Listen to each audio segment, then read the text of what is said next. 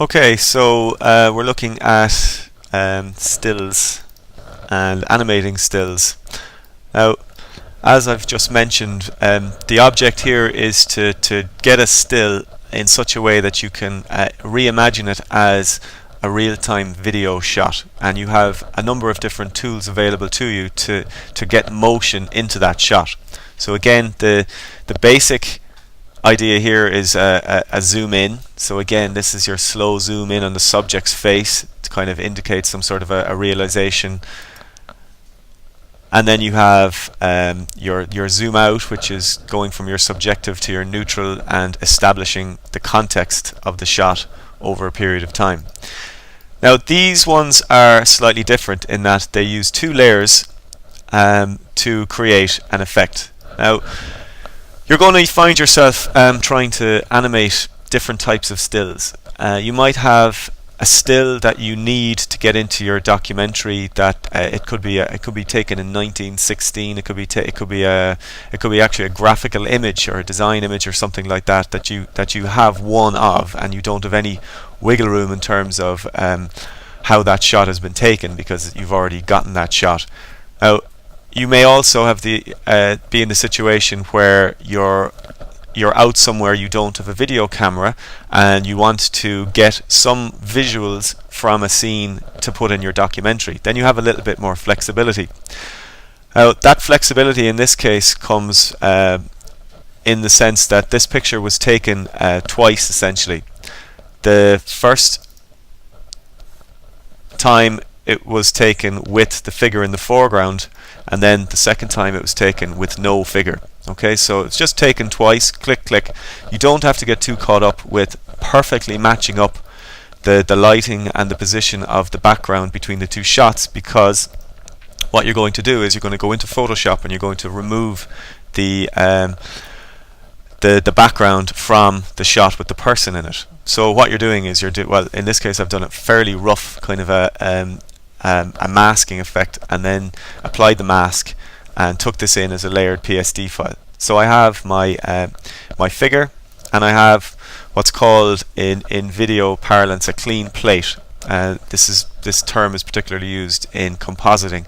A clean plate just means a background that you can play around with the foreground and do whatever you want to do with the foreground, and the background kind of stays where it is. So it's just taken twice, and that gives the flexibility then to move the foreground and the background independently of each other. So this is a layered PSD file, and in this case, if we look at the actual bounding boxes here in the canvas, you'll just see that one is moving across the screen faster than the other. Now if you think back to when we were doing our cinematography, or the cinematography lecture, we talked about enhancing depth in a scene. Now one of the ways that I mentioned that you can enhance depth is through camera movement and the idea of motion parallax. A motion parallax is a visual phenomenon whereby if an object, or if for example you're driving along a road and you're looking out the window, then things further away in the background or in the distance will move past you or appear to move past you slower, whereas things in the foreground, such as the ditch in this case if you're driving along a country road, will appear to move faster. So motion parallax is something then that you can fake in Final Cut Pro. In this case, the background is moving slowly and the figure is moving faster. Now it's not that perceptible that the background is moving. You could speed that up if you wanted.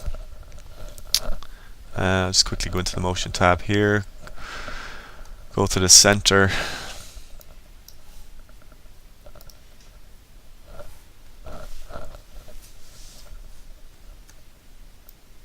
and pull that back. Actually what I should do there is just catch the end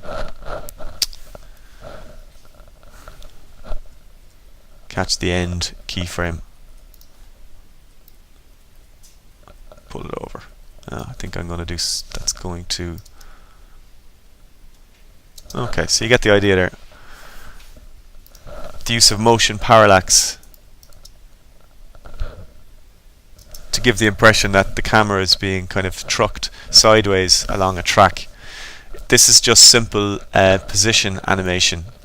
This one is your dolly zoom. So the dolly zoom is where you're changing your lens angle and moving in or out, depending on whether you're dolly zooming in or dolly zooming out. Now the idea here is simple again, it's simply scale. So the foreground scales up, the background scales down, or vice versa if you want it to go in the opposite direction. So you're either exploding space or you're compressing space, simply by animating the scale properties of the two clips. Now it's worth mentioning at this point, if you're shooting these stills, then it's always a good idea to take them at a larger size than you intend on using them in your on the timeline. This is rarely going to be an issue. I don't know, like most cameras when you shoot are going to shoot at fairly high res unless you state that you want them extremely small, so it's usually not an issue. I mean, these are massive, so you've plenty of wiggle room to play around with, zooming in, zooming out, moving them around, etc., and so on. Now the last one here is where the filters come into play. This is your pull focus effect. So you have the figure blurred in the foreground, you have the background sharp, and then you have the opposite happening there.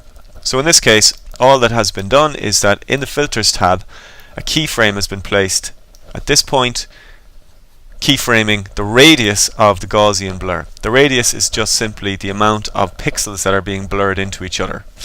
The keyframe you'll see here starts at 7, and this is on the foreground. So the foreground is blurred, so there's a 7 pixel radius, and you'll see that it keyframes down to 0 pixel radius. The background, simply matching up those keyframes perfectly to each other and going from 0 to 7. So it goes from 0 to 7 and 7 to 0 on the respective layers, and the result then is the object becoming sharp. Now, as I say, these are kind of handy because they were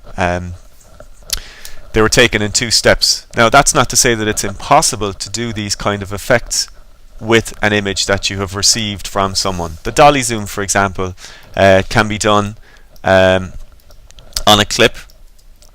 You just have to make sure that when you cut the object out of the background, that the cutout portion doesn't become visible. Does that make sense? Otherwise you just have this kind of black outline of a figure.